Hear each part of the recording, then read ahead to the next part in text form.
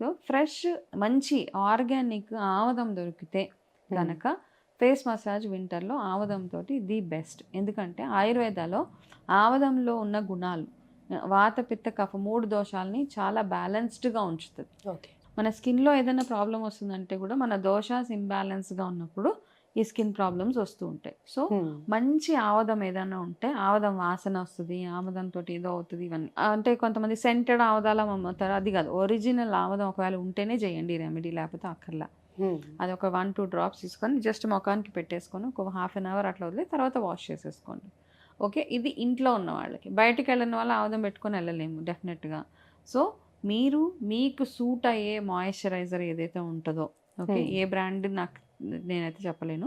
So మీకు ఏదైతే రెగ్యులర్గా మీరు యూజ్ చేసే మంచి మాయిశ్చరైజర్, చీప్ క్వాలిటీస్ కాకుండా ఎట్లాంటిది మంచి బ్రాండెడ్ది ఆ మాయిశ్చరైజర్ తీసుకొని రెగ్యులర్గా మాయిశ్చర్గా ఉంచితే మీ స్కిన్ సాఫ్ట్గా నీట్గా ఉంటుంది.